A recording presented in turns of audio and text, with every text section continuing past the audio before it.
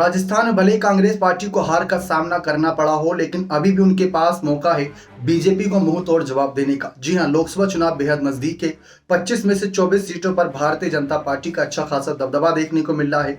ऐसे में कांग्रेस पार्टी जो अभी भी ताजा हार का सामना करी है, जख्म भरे नहीं होंगे, लेकिन इस बीच खबरें ऐसी सामने आ रही हैं कि अब उनके कुछ सीनियर और युवा नेताओं को, जो काफी ज्यादा पॉपुलर है राजस्थान में, उनको लोकसभा चुनाव के मैदान में उतारा जा सकता है, जिसमें अशोक गहलोत से लेकर गोविंद सिंह डोटासरा, सचिन पायलट जैसे बड़े नाम शामिल हैं।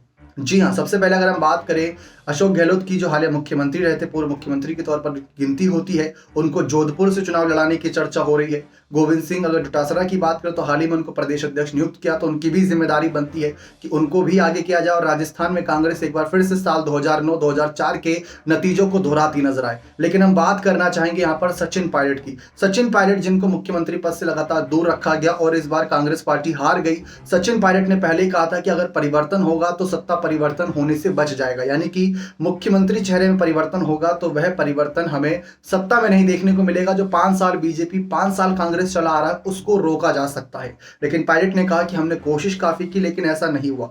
जनता का जो फैसला था वो सराखों पर है। अब बात आती है सचिन पायलट को आखिर किस सीट से कांग्रेस आगे कर सकती है। चर्चा तो कई होगी, कयास भी कई लगाए जाएंगे, लेकिन उनका इतिहास अगर हम देखें तो दौसा और अजमेर सीट उनके लिए खास रही है। दौसा वह सीट रही है जहां से उन्होंने अपने राजनीतिक सफर की शुरुआत करी। अच्छे खासे वोटों से उन्होंने जीतकर अपनी राजनीतिक शुरुआत एक सांसद के रूप में की थी। बहुत कम उम्र में कहा जा सकता है कि सांसद बन गए थे, लेकिन उसके बाद वह अजमेर सीट की तरफ गए। अजमेर सीट साल 2009 में वह जीतते नजर आए। उसके बाद उन्हें केंद्रीय पदों पर भी आगे नियुक्त किया गया। मतलब इतनी कम उम्र में एक नेता को केंद्रीय पदों के लिए आगे किया जा रहा है, बहुत बड़ी बात है।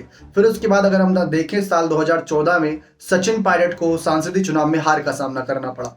उस वक्त कहा जा सकता है कि वह प्रदेश अध्यक्ष पद पर भी थे और कांग्रेस पार्टी को बहुत बड़ा झटका लगा था। जी हाँ, 25 में से बहुत ज्यादा ही सीटें कहीं ना कहीं कांग्रेस हार गई थी। जो 20-21 सीटें उनके पास थी, वह सभी सीटों पर उनको हार का सामना करना पड़ गया था लगभग। और कुछ एक आध पार्टी थी जो अन्य सीट निकालने में कामयाब रही, लेकिन सारी सीटें बीजेपी अच्छे खास तरीके से दबदबे में थी।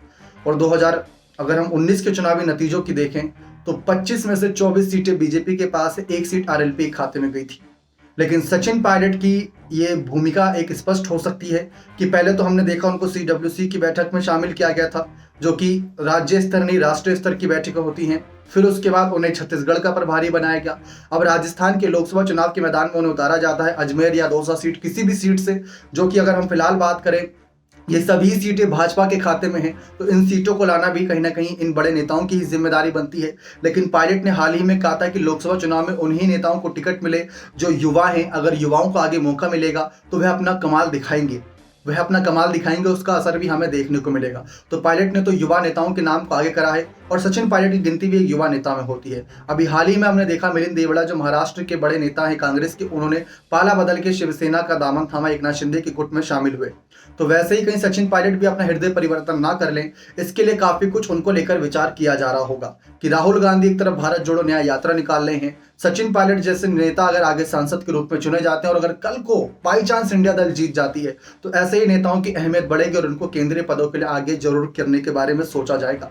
लेकिन फिलहाल तो जरूरी है उनको लोकसभा चुनाव के मैदान में उतारना। क्या आपको लगता है कि सचिन पायलट को उतारना चाहिए या नहीं? अपने कमेंट सेक्शन में जोड़ दीजिएगा। बहुत बहुत धन्यवाद।